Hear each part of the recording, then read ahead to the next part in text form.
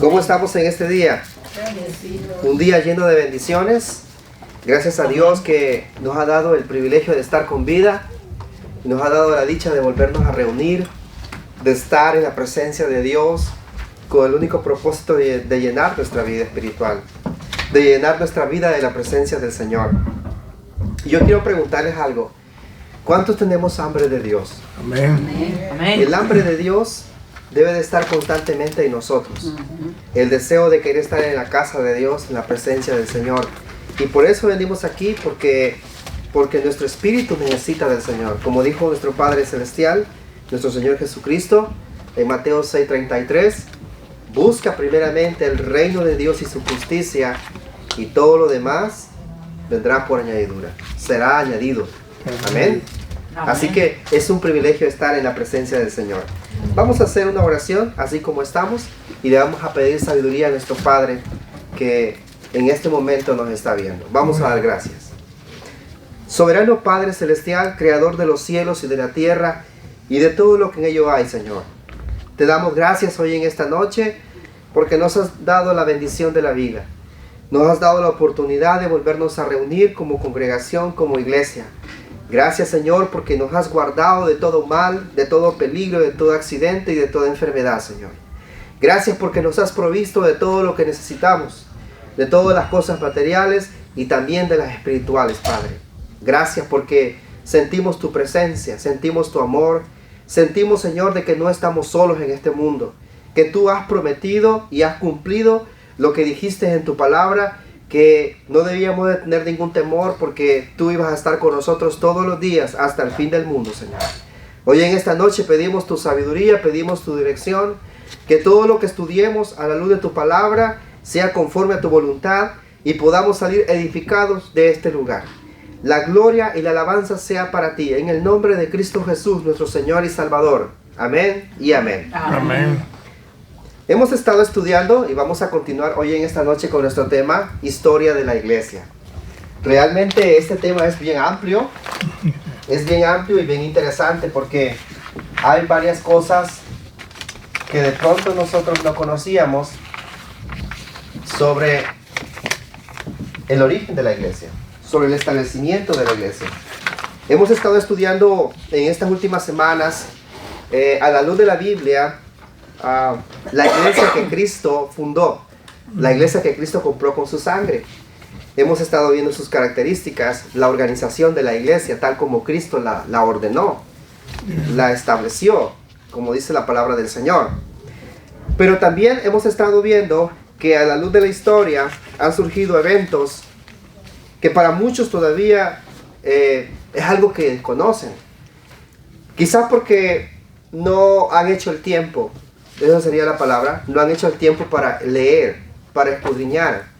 Porque, como les venía diciendo, la historia ha quedado para que nosotros no volvamos a cometer los errores del pasado. Para eso ha quedado la historia. Porque nuestros antepasados hicieron muchas cosas y cometieron muchos errores. Y así ha sucedido en la iglesia también. Se han levantado personas diciendo cosas que Dios no mandó. Y a estos se les cataloga, según la palabra de Dios, como falsos profetas, como falsos maestros, como falsos cristos, como falsos evangelistas. Y ya la palabra de Dios nos lo había advertido. Para poder continuar con nuestro punto, porque hemos estado hablando sobre el Concilio de Nicea y hemos estado hablando también de fechas específicas sobre la caída de Roma en el 476, si ustedes recuerdan en la clase anterior. Y esto es parte de las profecías que ya Dios había dicho sobre también estos imperios y sobre el establecimiento de su reino aquí en la tierra. Quiero que leamos unos pasajes de la Biblia que están en el Nuevo Testamento, ya que me interesa mucho que tengamos bien en claro que todo lo que ha ocurrido en la iglesia, ya Dios lo había dicho. Y quiero que vaya al Nuevo Testamento de 2 de Timoteo. Vamos a ir al capítulo 3 de 2 de Timoteo y vamos a leer desde el versículo 1 en adelante. Esa va a ser la primera lectura que vamos a hacer, comenzando en esta noche.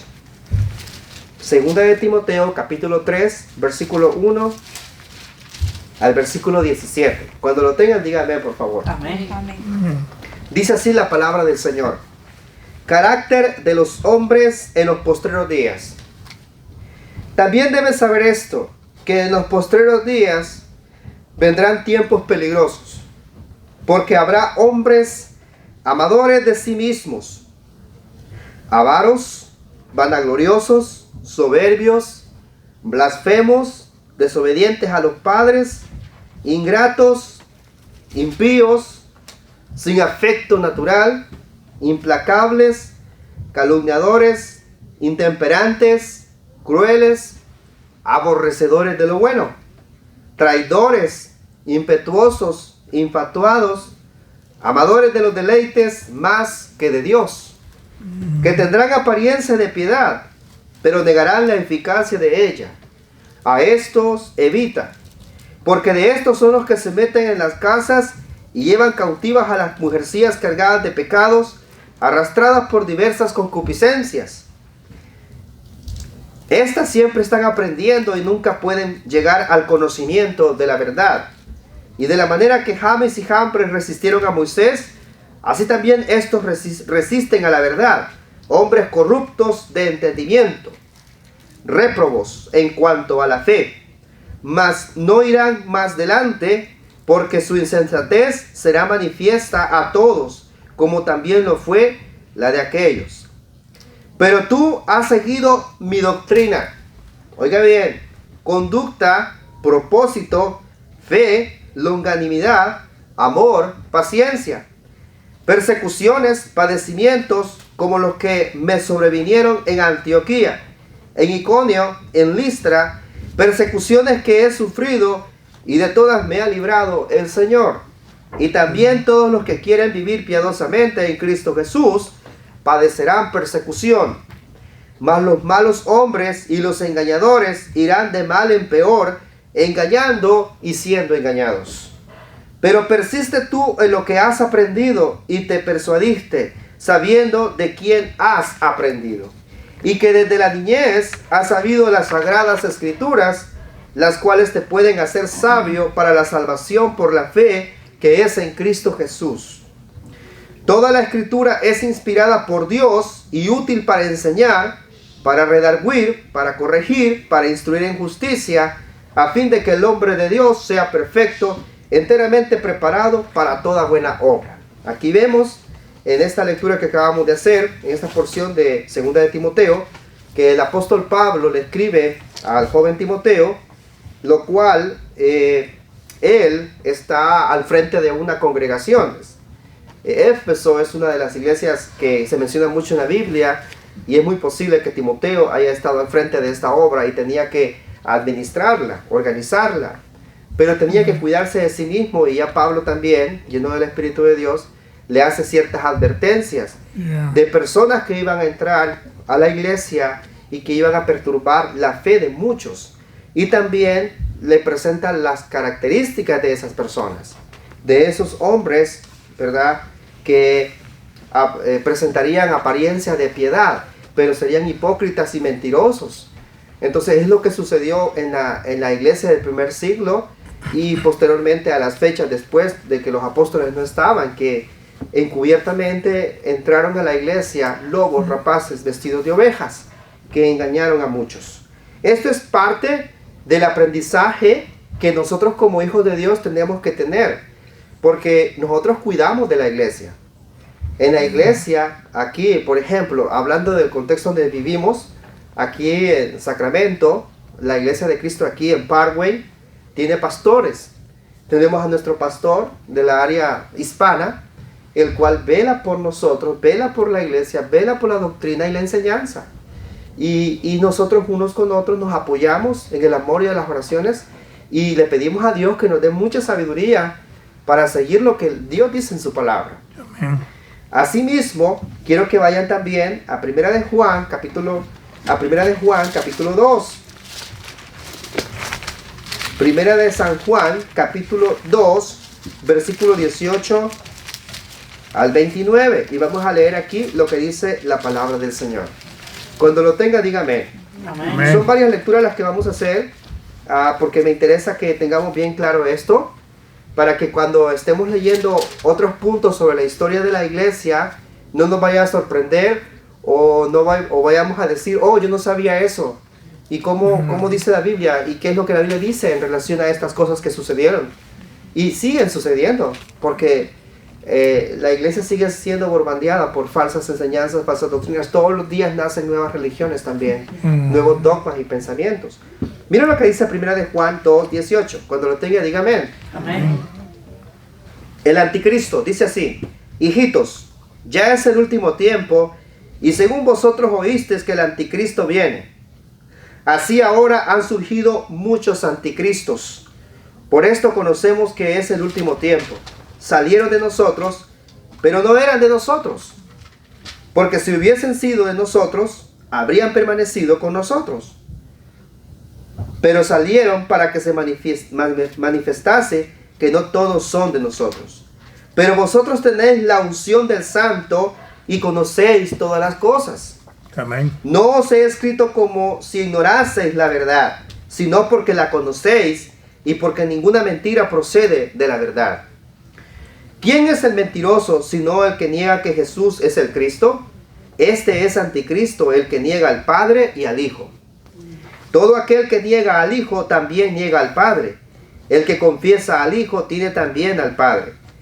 Lo que habéis oído desde el principio permanezca en vosotros. Si lo que habéis oído desde el principio permanece en vosotros, también vosotros permaneceréis en el Hijo y en el Padre. Y esta es la promesa que Él nos hizo, la vida eterna. Os he escrito esto sobre los que os engañan, pero la unción que vosotros recibisteis de Él permanece en vosotros, y no tenéis necesidad de que nadie os enseñe, así como la unción misma os enseña todas las cosas, y es verdadera y no es mentira. Según ella os ha enseñado, permaneced en Él. Y ahora, hijitos, permaneced en Él, pero para que cuando se manifieste tengamos confianza, para que en su venida no nos alejemos de Él avergonzados. Si sabéis que Él es justo, sabed también que todo el que hace justicia es nacido de Dios. Amén. La Biblia aquí, en este pasaje de la Escritura, el discípulo amado, Juan, describe sobre el anticristo. Y cuando hablamos del anticristo, estamos hablando de todo aquel sistema, de que todas aquellas personas que están en contra de Cristo. La misma palabra lo dice, anticristo, que están en contra de la verdad, que están en contra de la doctrina, que están en contra de la enseñanza que Dios nos ha dado. Y ya es algo que Dios nos había dicho en su palabra. Vamos a leer otro pasaje ahí mismo en vaya a 1 de Juan, capítulo 4, versículo 1, en adelante hasta el versículo 6. Y miren lo que dice aquí la Biblia. El Espíritu de Dios y el Espíritu del Anticristo. Amados, no creáis a todo espíritu, sino probad los espíritus si son de Dios, porque muchos falsos profetas han salido por el mundo.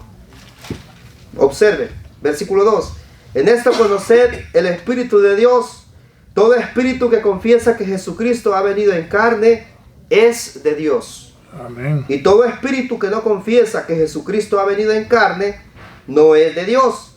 Y este es el espíritu del anticristo, el cual vosotros habéis oído que viene y que ahora ya está en el mundo. Hijitos, vosotros sois de Dios y los habéis vencido, porque mayor es el que está en vosotros que el que está en el mundo.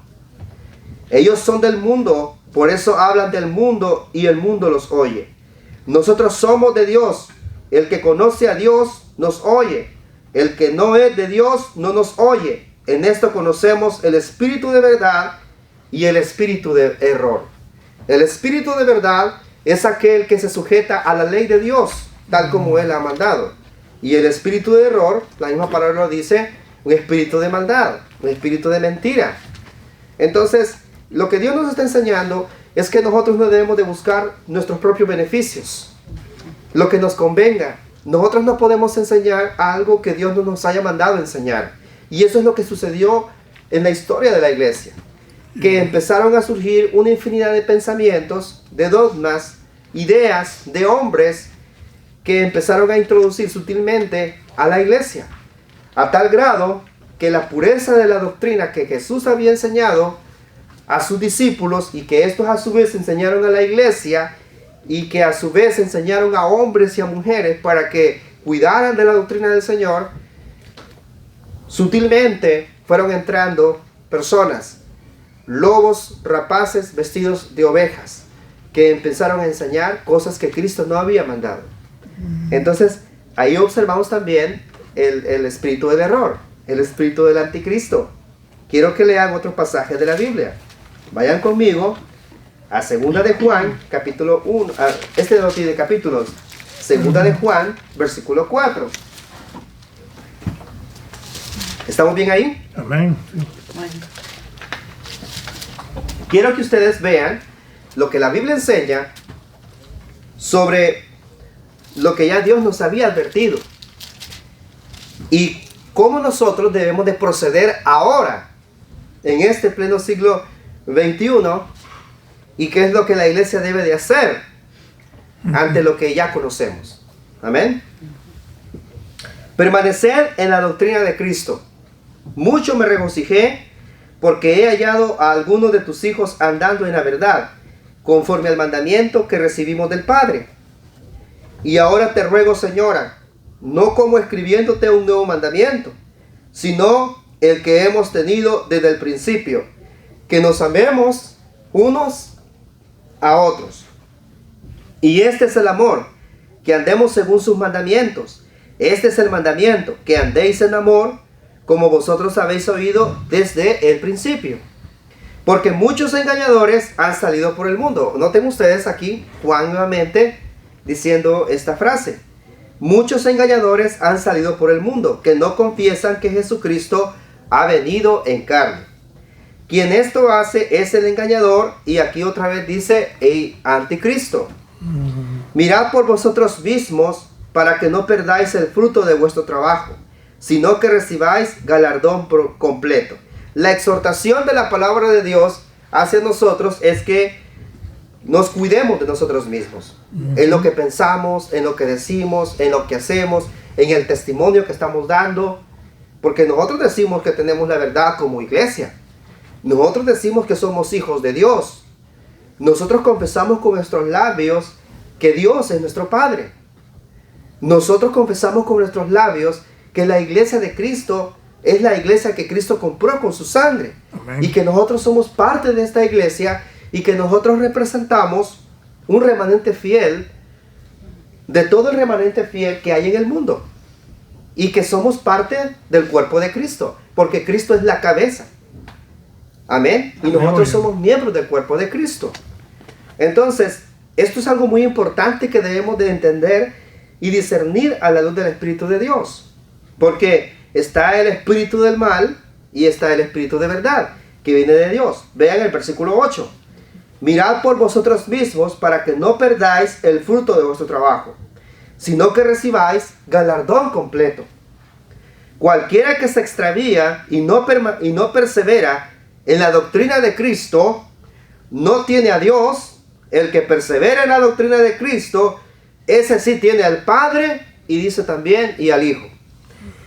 Y si alguno viene a vosotros y no trae esta doctrina, no lo recibáis en casa, ni le digáis bienvenido. Porque el que le dice bienvenido, participa, dice la palabra, de sus malas obras. Miren ustedes, vamos a ir a otro libro. Hoy es una noche de pura lectura de la Biblia. Y esto es muy importante que lo tengamos bien claro. Vaya a San Judas, por favor. Está Tercera de Juan, y ahí viene San Judas. San Judas no tiene capítulos, solo versículos. Este es otro pasaje que nos habla y nos advierte de falsas doctrinas y falsos maestros. San Judas, versículo 3, ¿ya lo tienen? Cuando lo tengan, díganme por favor. Amén. Dice la palabra del Señor: Amados, por la gran solicitud que tenía de escribiros acerca de nuestra común salvación, me ha sido necesario escribiros exhortándoos que contendáis ardientemente por la fe que ha sido una vez dada a los santos. Porque algunos hombres han entrado encubiertamente, los que desde antes habían sido destinados para hacer condenación, para esta condenación. Hombres impíos que convierten en libertinaje la gracia de nuestro Dios y niegan a Dios, el único soberano, y a nuestro Señor Jesucristo. Mas quiero recordaros, ya que una vez lo habéis sabido, que el Señor, habiendo salvado al pueblo, sacándolo de Egipto, después destruyó a los que no creyeron, porque se levantaron hombres que estaban en contra de Dios y de Moisés, el siervo de Dios, y a los ángeles que no guardaron su dignidad, sino que abandonaron su propia morada, los ha guardado bajo oscuridad en prisiones eternas para el juicio del gran día, como Sodoma y Gomorra y las ciudades vecinas, las cuales de la misma manera que aquellos, habiendo fornicado e ido en pos de vicios contra la naturaleza, fueron puestas por ejemplo, sufriendo el castigo del fuego eterno. No obstante, de la misma manera, también estos soñadores mancillan la carne, rechazan la autoridad y blasfeman de las potestades superiores. Pero cuando el arcángel Miguel contendía con el diablo, disputando con él por el cuerpo de Moisés, no se atrevió a proferir juicio de maldición contra él, sino que dijo: el Señor te reprenda. Pero estos blasfeman de cuantas cosas no conocen, y en las que por naturaleza conocen, se corrompen como animales irracionales. ¡Ay de ellos! Porque han seguido el camino de Caín y se lanzaron por lucro en el error de Balaam. Noten ustedes, y se lanzaron por lucro, ¿verdad? Porque detrás de todo esto que nosotros estamos analizando, había muchos intereses económicos. Y de hecho, si nosotros hablamos un poco de los sacerdotes, si hablamos un poco de los escribas, de los fariseos, de los saduceos, si hablamos de los ancianos, si hablamos de todo de todo el Sanedrín, vamos a llamarlo así, eran hombres que no amaban realmente la obra de Dios. Eran personas que simplemente amaban sus propios intereses, y muchos eran económicos, ¿ya? Más que amar las almas, amaban el dinero. Y Jesús nos enseña en su palabra, y lo estamos leyendo acá, que uno de los ejemplos era, por ejemplo, Balaam. Balaam era un siervo de Dios, pero que se volvió en contra de Dios porque iba a maldecir al pueblo de Dios. Por eso se menciona acá. Y se lanzaron por lucro en el error de Balaam, como lo pasó a Judas Iscariote, que vendió a Cristo, traicionó a Cristo por ¿cuántas monedas? 30. Con 30 monedas de plata, porque era una persona ambiciosa al dinero. Pero dice también la Escritura, y perecieron en la contradicción de Coré. Recordamos a Coré. Coré representa una generación de personas, de un linaje que se levantaron en contra de Dios y su profeta Moisés. Y todos recordamos lo que pasó en la rebelión de Coré. Lo leemos en el Antiguo Testamento, donde ellos estaban en contra de Moisés, de Dios. Y vino Dios y abrió la tierra, y dice la palabra que descendieron todos vivos al Seol. O sea, un castigo eminente, porque es lo que Dios hace. Cuando Dios mira que el pueblo de Dios está haciendo cosas que van en contra de su voluntad, tarde o temprano la disciplina viene de Dios. Tarde o temprano Dios envía un castigo. El espíritu del error está en el mundo, y mucha gente cree a la mentira. Y la mentira se vende como pan caliente todo el tiempo. La falsa doctrina se vende como pan caliente todo el tiempo. Usted le habla a una persona sobre el amor y el arrepentimiento y el perdón de pecados, y que necesitan bautizarse para nacer de nuevo, para una vida nueva, y confesar a Cristo como Señor y Salvador. La gente dice: déjame pensarlo. Pone en un programa de televisión una persona que tiene que ver con el horóscopo, con los astros, con el esoterismo, con el ocultismo, y escuchas a esa persona decir: ¿tienes algún problema? ¿Te está pasando algo en tu matrimonio? ¿Tus finanzas están mal? No te preocupes, llegó la salvación a tu casa. Ven a este lugar y por la mínima cantidad de $50, compra la medallita de Tantadeo, que te va a ayudar en tus problemas y tus males. y ya vas a ver que la suerte va a regresar a tu vida. Y vas a ver que tu casa va a ser bendita. Y Dios te va a bendecir. Entonces le venden una falsa religión, una falsa enseñanza a la gente. Y la gente a esas cosas corren y dicen amén. Y la gente vive engañada de esa forma. Es uno de los ejemplos en nuestro tiempo actual que podemos poner. Porque la gente está confundida. Y está confundida no porque Dios quiera que estén confundidos, sino porque no buscan realmente la verdad de corazón. Simplemente un interés material. Y es lo que sucedía. Detrás de toda una relación entre el Estado y la iglesia, siempre ha habido un interés económico. El interés de manipular las masas. De cómo mantener el orden social. De cómo hacer que la gente haga cosas que vayan conforme a una nación, a una ley, a un estatuto, que la gente pueda sujetarse a lo que sus gobernantes dicen. Pero hay cosas que son injustas. Y ha habido mucha injusticia en este proceso. A tal grado de que esto ha ocasionado que la gente ya no crea en la iglesia. Que ya no crea en los pastores. Que ya no crea incluso mismo en los sacerdotes. Porque hay mucha gente que ha perdido la fe. E incluso no tienen hambre de ir a la iglesia. Porque creen que los van a estafar o les van a robar. Entonces, todo ese tipo de cosas han perturbado la verdadera fe que viene de Dios. Y somos nosotros, la iglesia de Cristo, nosotros que somos parte del cuerpo de Cristo, los encargados de poder cambiar ese pensamiento. Pero no con nuestras palabras, sino con nuestros testimonios, con nuestros hechos de que somos realmente esa luz, esa sal de la tierra. Amén. Sí. Vean ustedes en el versículo 12. Estos son manchas en vuestros ágapes, dice la palabra, que comiendo impúdicamente con vosotros se apacientan a sí mismos, nubes sin agua, llevadas de acá para allá por los vientos, árboles otoñales sin fruto, 2 veces muertos y desarraigados, fieras ondas del mar que espuman su propia vergüenza, estrellas errantes para las cuales está reservada eternamente la oscuridad de las tinieblas.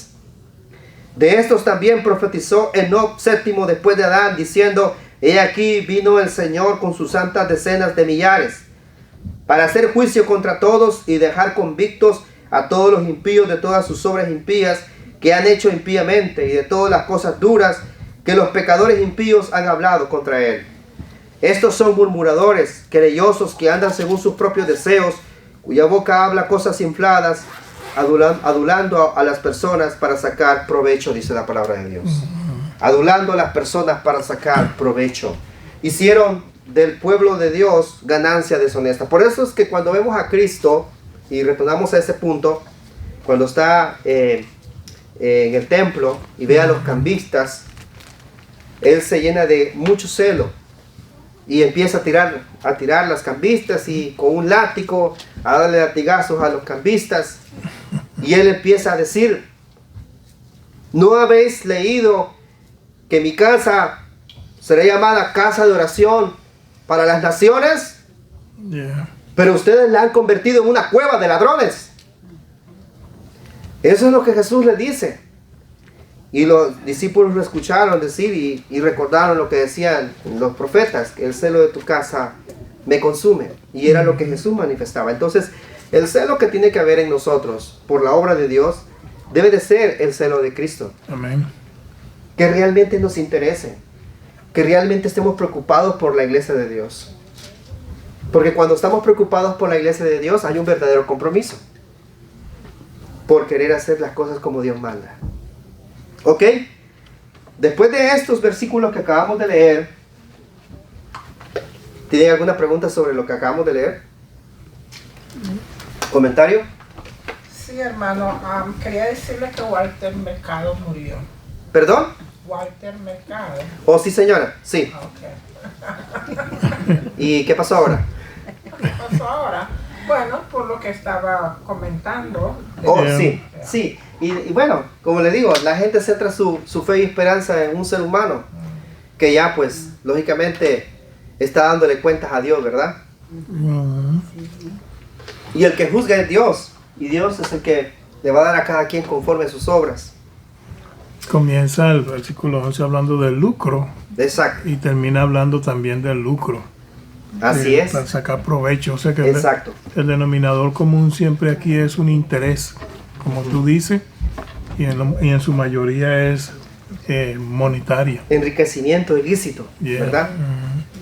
Ok, mis amados, quiero que después de estos versículos que acabamos de leer, porque fueron más de 5 pasajes los que acabamos de leer, relacionados con falsos profetas, falsos maestros, enseñanzas que van en contra de la voluntad de Dios, porque como les digo, me interesa que esto esté bien claro en nosotros, que no nos sorprenda lo que viene ahora en el proceso de nuestro estudio. Oh, hermano, yo no sabía eso. ¿Dónde está eso en la Biblia? Muchas cosas no están en la Biblia. Muchas cosas están en la historia. Y por eso tenemos que escudriñar primero la Biblia, para que cuando lleguemos a la historia, ¿verdad?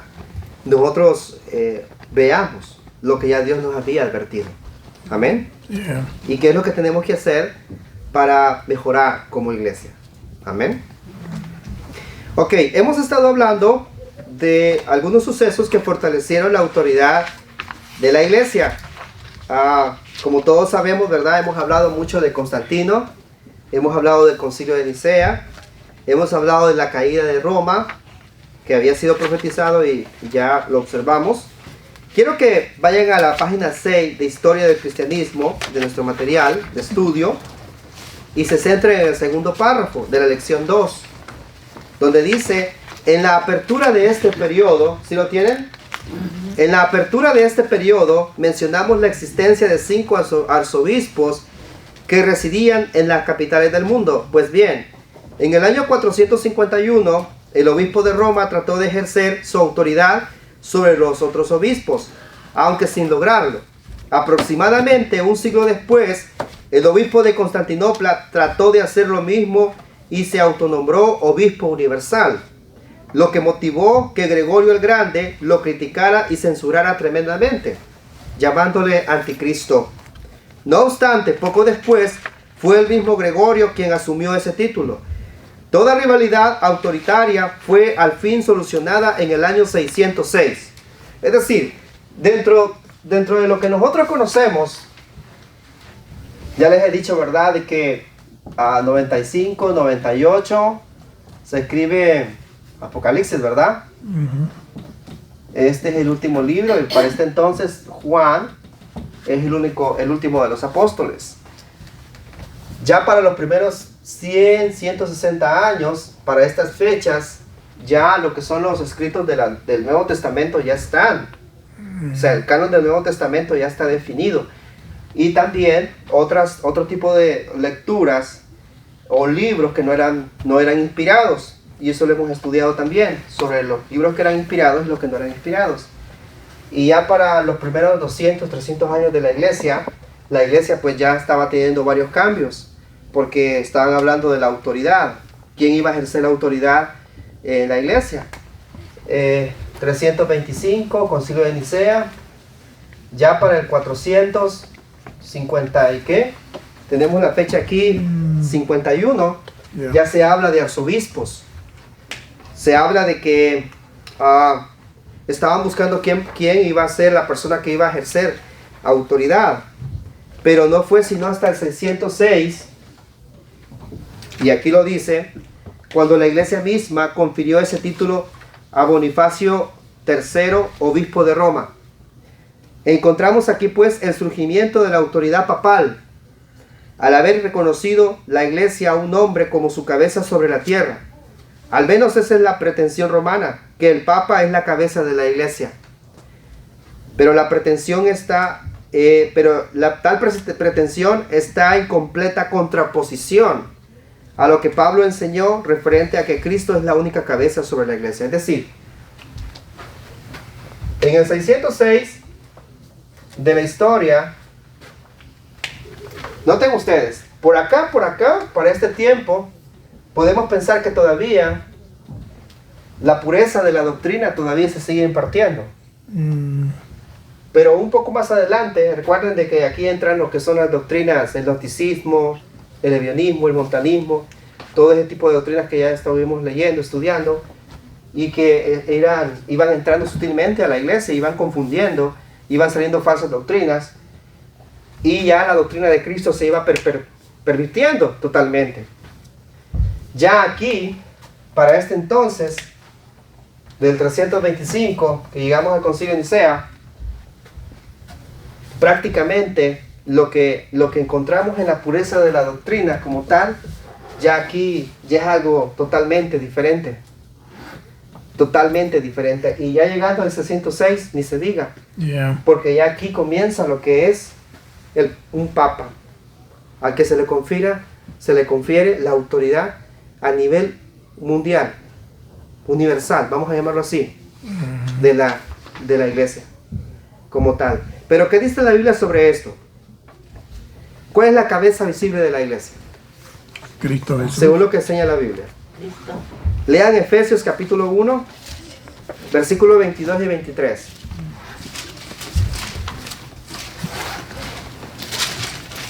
Efesios capítulo 1, versículo 22 y 23. ¿Quién lo tiene? Y sometió todas las cosas bajo sus pies, y lo dio por cabeza sobre todas las cosas a la iglesia, la cual es su cuerpo, la plenitud de aquel que en todo lo llena en todo. Amén. Y sometió todas las cosas bajo sus pies y lo dio por cabeza sobre todas las cosas. ¿A quién? A la iglesia, la cual es su cuerpo. La cual es su cuerpo. Entonces, significa que ningún ser humano puede atribuírsele o se puede decir, yo soy la cabeza visible de la iglesia. Y cuando nace la iglesia católica romana, porque aquí ocurren posteriormente divisiones también. Y eso vamos a hablar un poco ahorita, en estos cortos minutos, sobre el gran cisma de la iglesia. Sobre la división que ocurre con la iglesia, porque aquí observamos nosotros de que la influencia romana estaba dentro también. Hay una alianza entre el Estado. Yeah. Pero también ellos trataron varios puntos, varios temas doctrinales sobre la iglesia. Y vamos a leerlo un poco más. Vamos a leer un poco sobre el gran cisma de la iglesia. Pasando por alto los sucesos ocurridos durante varios siglos, llegamos hasta el año 1054, fecha de la primera división de la iglesia.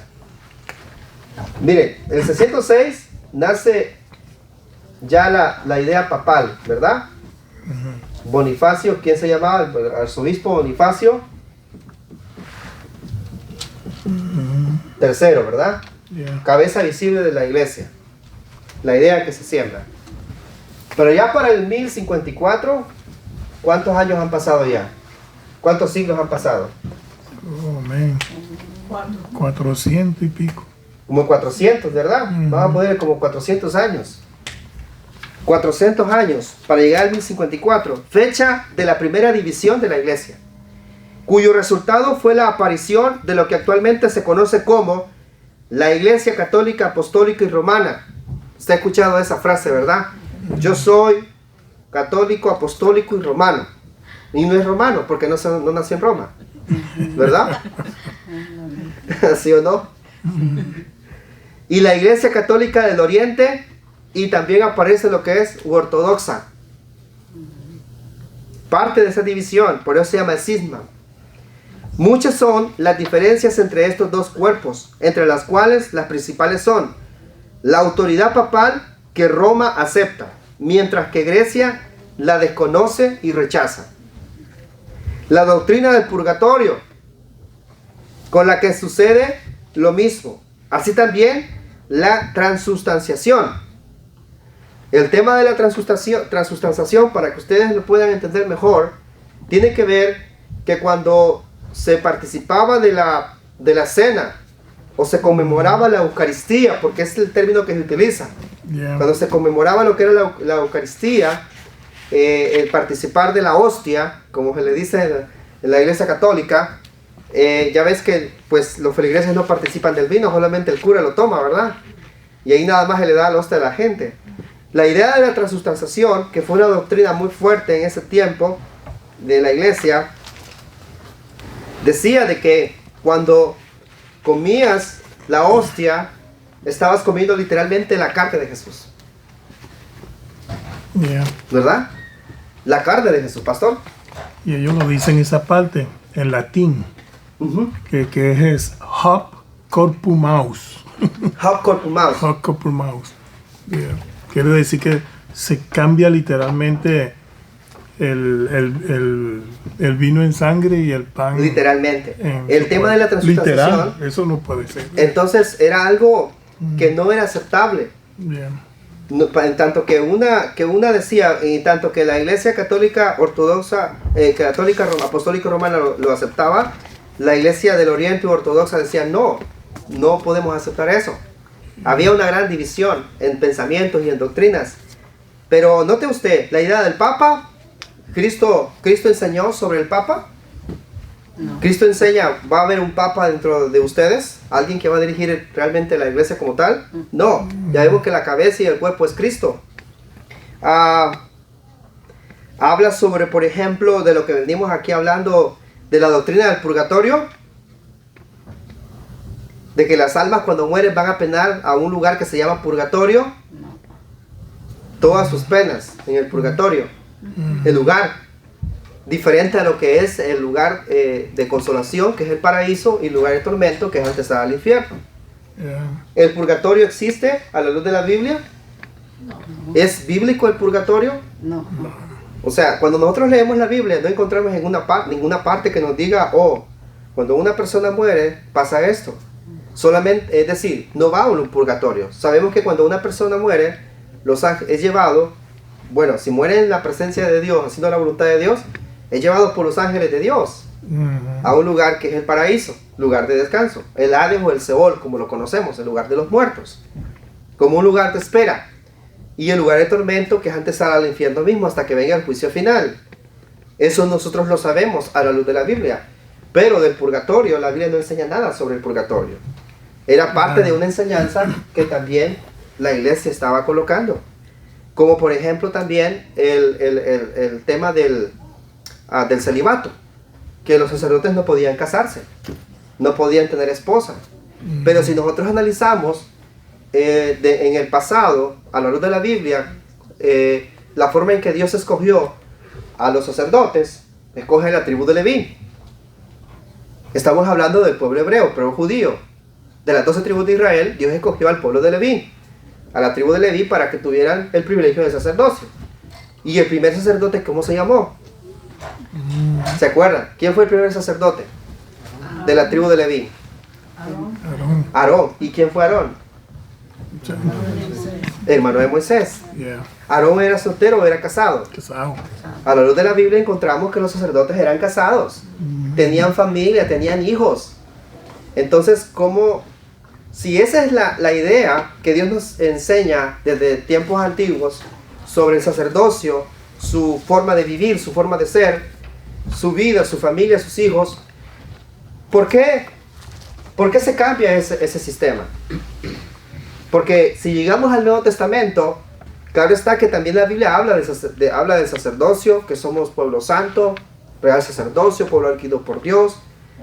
Hablamos de que en la iglesia hay pastores, hay ancianos, hay diáconos, y sabemos de que ni el pastor ni el diácono puede ejercer este ministerio si no es casado. Y tiene que tener hijos en sujeción también. ¿Me doy a entender? Es decir, hay requisitos bíblicos que la Escritura nos enseña sobre la organización que Dios dio en la iglesia y la forma en que sus siervos tenían que comportarse para poder ejercer un ministerio dentro de la iglesia. Yeah. El pastor tiene que ser ejemplo, testimonio, todos lo sabemos, al igual que el diácono, al igual que el evangelista, al igual que el misionero. Yeah. ¿Sí o no? Hermano. Al igual que el hermanito que está sentado en la banca o hermanita. Todos tenemos que dar un buen testimonio. Entonces el celibato no es una enseñanza que Dios haya enseñado, Pero ya Dios lo había dicho, una advertencia de Hermano, falsas doctrinas. y eso, todo eso está en el, por lo menos en los libros apócrifos, como el celibato o cosas así. Está escrito en los libros. Los libros apócrifos no son libros inspirados. No, En un tiempo la Iglesia Católica los tenía como, ya ven que la Biblia que ellos tienen alrededor de 72 libros, ujú. y la Biblia que nosotros utilizamos, que es la Reina Valera, ¿cuántos libros tenemos nosotros? ¿Cuántos? 66. ¿Cuántos? 66. Ajá. ¿Antiguo Testamento cuántos? 17. No, 17 nuevo. 49. Ujú, Oh, 39. ujú, ujú. Oh, es al revés. Entonces hay una cantidad más de libros en la Biblia Católica que se le conocen como libros deuterocanónicos, pseudoepígrafos o libros apócrifos o libros no inspirados, para que lo entendamos mejor. Los Hay apócrifos- historias ahí dentro de esos libros, pero no hablan nada sobre el celibato, nada sobre el purgatorio, nada sobre el bautismo de niños. Es decir, no mencionan nada de eso. Esto parte, amados míos, de algo que se conoce dentro de la iglesia como tradición.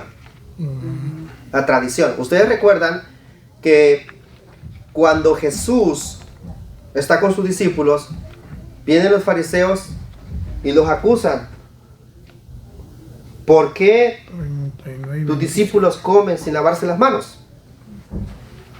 Y violan así la tradición de los ancianos.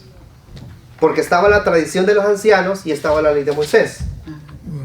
Y ellos le daban más realce a la tradición de los ancianos que la ley de Moisés. Y viene Jesús y les enseña. ¿Y qué les dice? Hipócritas, le dice. Ustedes violan el mandamiento. ¿Acaso no dice la palabra de Dios: honrarás a tu padre y a tu madre?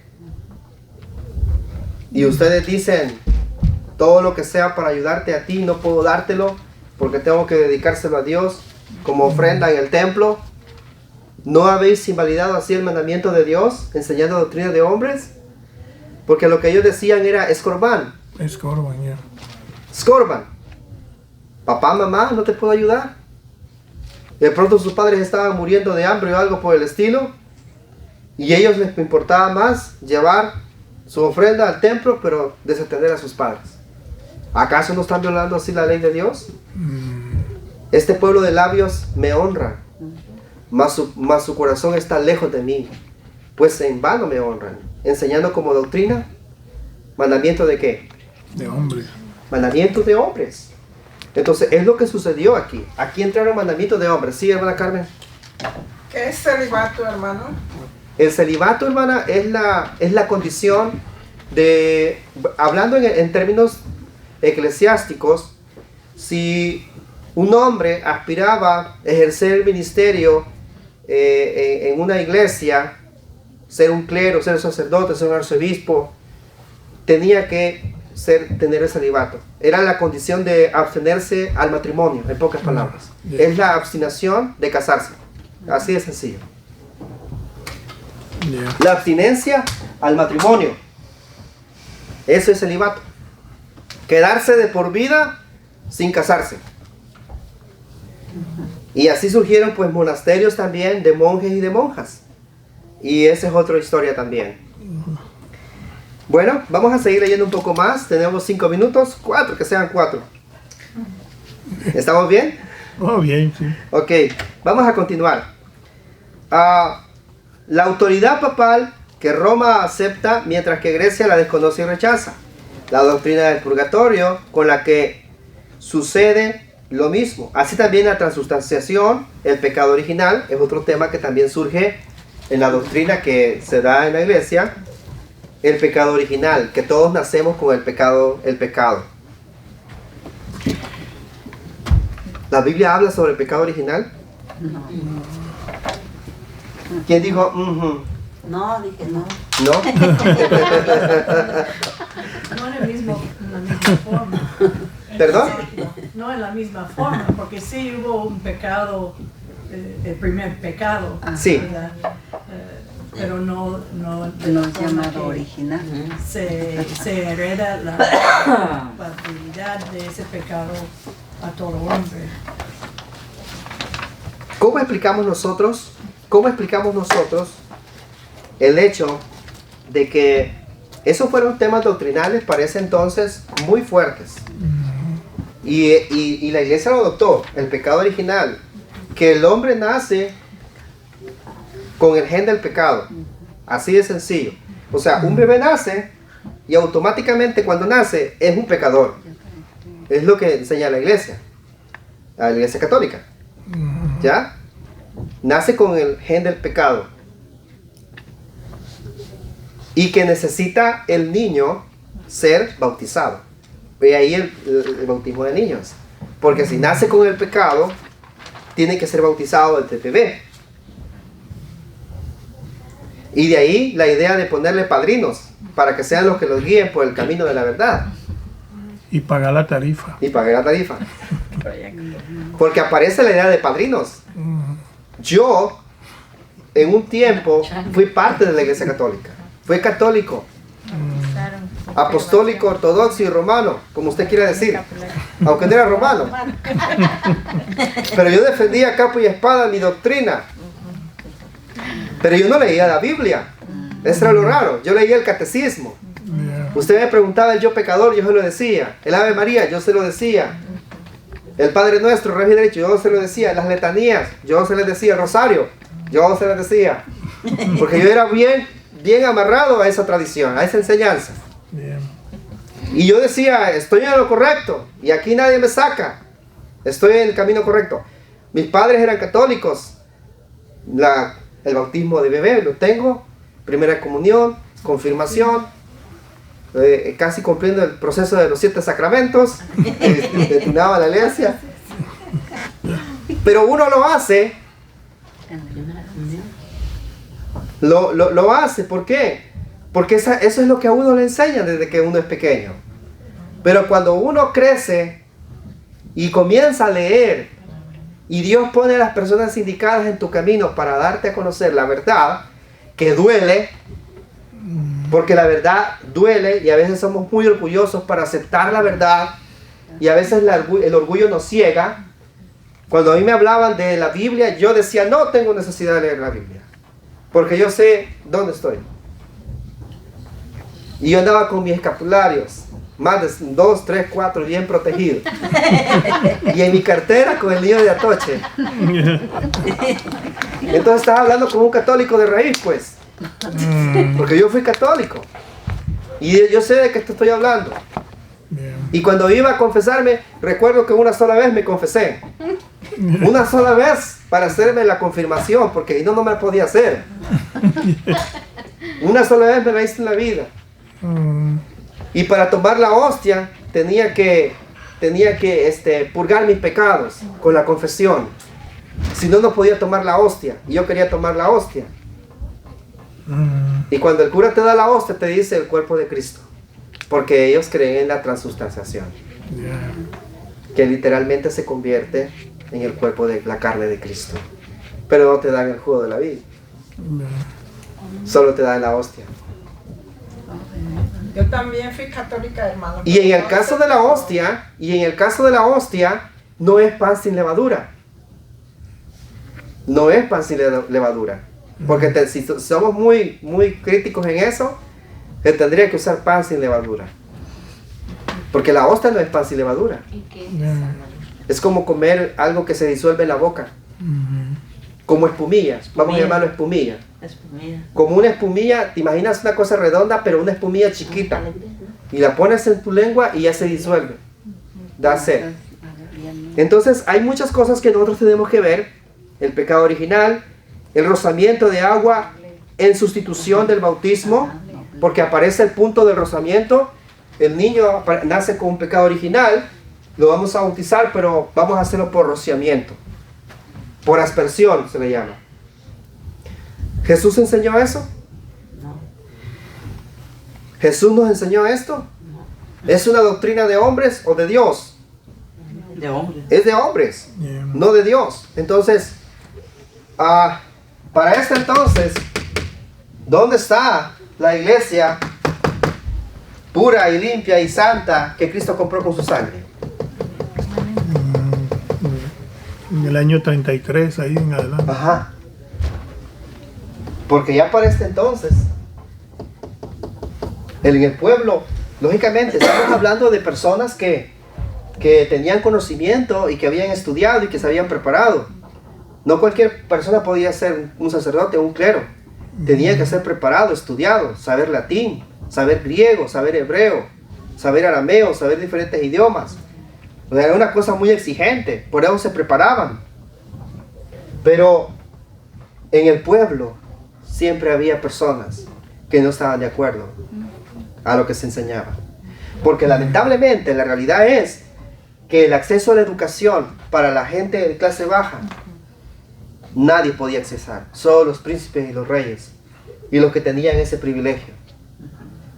De ahí para la iglesia, el hecho de que usted no supiera leer ni escribir, favorable, espectacular, espectacular, porque cuando ya entramos en la reforma protestante y desde mucho antes, ¿qué es lo que hacían? Cuando tenían un propósito, iban a las comunidades a pedir limosnas. Y en la historia aparece que cuando el Papa que aparece en la época de Martín Lutero, estamos hablando de los años casi 1400, 1500 después de Cristo, él dice, tenemos que construir una capilla en Roma, en Italia. Y la sede de la Iglesia Católica que está en Roma, donde está el Papa actualmente, esa capilla tiene historia. Y fue construida a punto de indulgencias, a punto de mentiras, a punto de gente sacrificada a la muerte y a la hoguera, a punto de las famosas cruzadas, a punto de una infinidad de cosas. Donde llegaba el sacerdote, el santo pontífice, y llegaban, porque se escribía en pergaminos todavía, el santo pontífice de la santa ciudad que está en Roma, en Italia, ha mandado a que todo ciudadano deposite una moneda en este cofre. Y ha dicho que al momento de que usted deposite esa moneda en este cofre, el alma de algún pariente que haya muerto de usted saldrá inmediatamente del purgatorio e irá directamente al cielo. Y toda la gente iba y depositaba el dinero. Y depositaba dinero. Y todo ese dinero, ¿a dónde iba? A Roma. ¿Me voy a entender? Todavía, ¿Me hermano. voy a entender? Sí. Entonces, Todavía. esa es una de las cosas que tenemos que ir analizando en el proceso. Vamos a dejarlo aquí por hoy, pero vamos a continuar, si Dios quiere y nos da la vida, la próxima semana. Espero no haberlos cansado con tanta información. No. Les invito a ponerse en pie, vamos a orar. Y vamos